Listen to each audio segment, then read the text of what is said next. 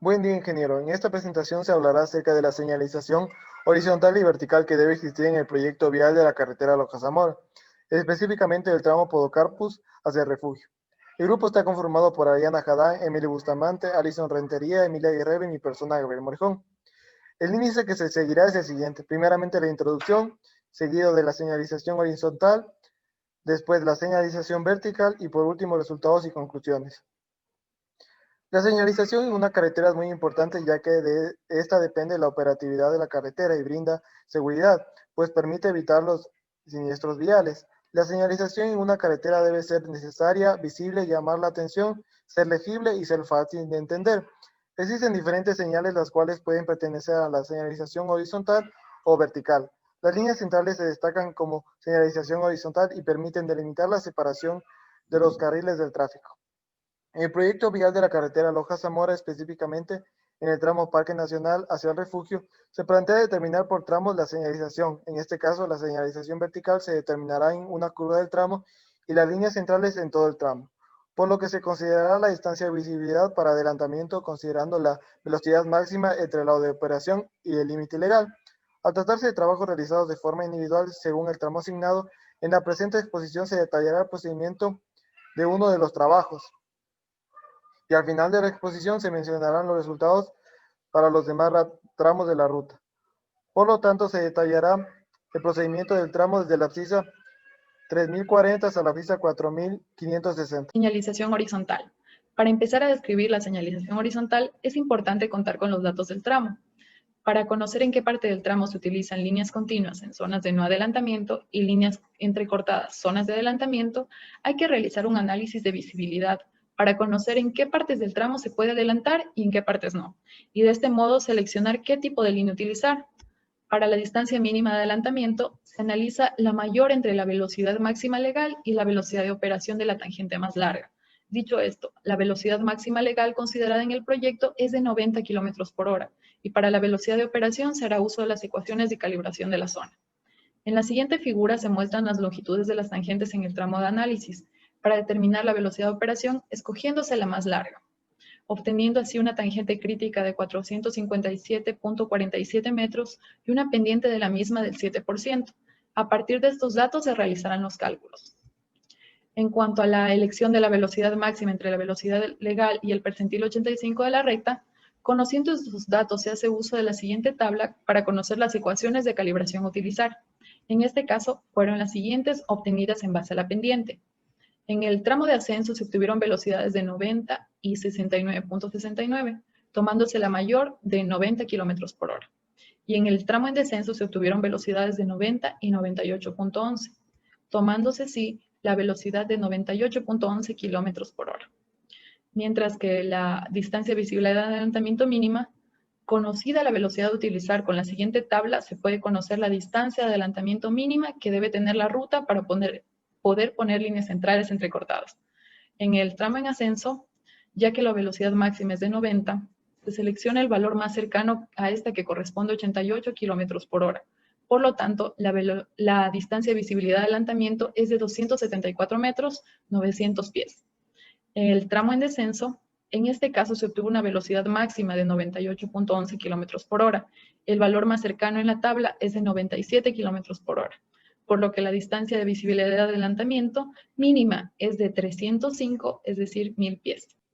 Continuando con el análisis de tramos, con la ayuda del software Civil 3D se hace un análisis de visibilidad para conocer en qué partes del tramo se cumple con la distancia mínima de 274 y 305 metros previamente calculados. Por consiguiente, se debe saber en qué partes del tramo se emplearán tanto líneas continuas como líneas entrecortadas, considerando una altura de visión de 1.07 metros y una altura de objeto igual de 1.07 metros. Tramo de ascenso. En la tabla presentada en aquellas abscisas donde se encuentre no, es en donde se interpretará que existirá visibilidad. De este modo, a partir de cada abscisa que el software arroja, se cumple con una distancia de visibilidad mencionada anteriormente. Las abscisas en donde se debe colocar líneas entrecortadas se presentan en la siguiente tabla. Para el tramo en descenso, se utilizará la misma interpretación realizada para el tramo en ascenso. De este modo, los resultados igualmente se presentan en la tabla a continuación. Para la gráfica con todas las líneas centrales, se presenta lo siguiente. en donde, como se puede observar en la proyección horizontal en los tramos de visibilidad, existe línea entrecortada, y en los que no existe es una línea continua. Señalización vertical.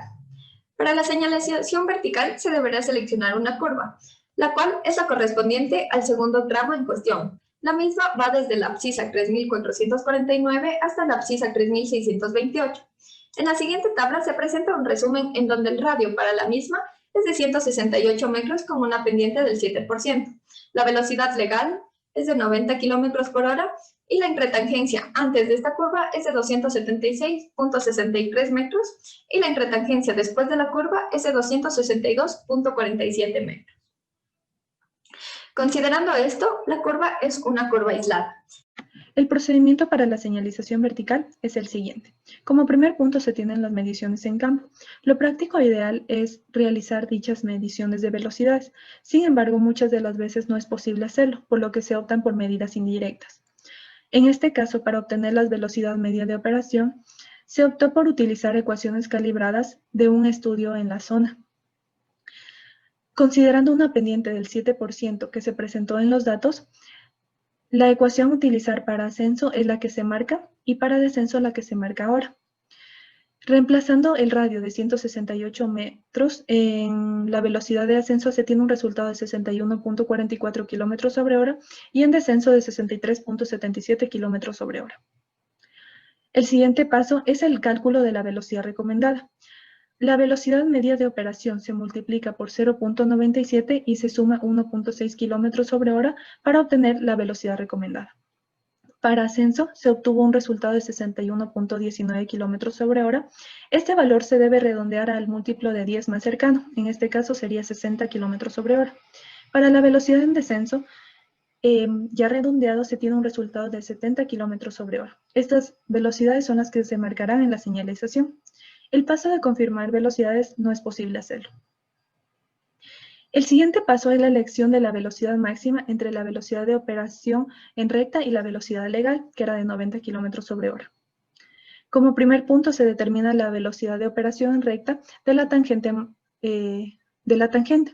Si bien la tangente tiene 262.48 metros y utilizando las ecuaciones en ascenso y en descenso, se obtienen los siguientes resultados. En ascenso es de 69.69 km sobre hora y comparándola con la velocidad del límite legal, la máxima es de 90. Y en descenso, reemplazando, se tiene un valor de 85.45, comparándola, el resultado es de 90 km sobre hora. La distancia recomendada para colocar señales de tránsito se obtiene con respecto a la velocidad recomendada y velocidad límite legal en millas por hora. Para ello nos guiamos con la siguiente tabla. Se aplica redondeo, por lo que para la velocidad recomendada se tiene un valor de 40 millas por hora y para la velocidad máxima un valor de 55 millas por hora.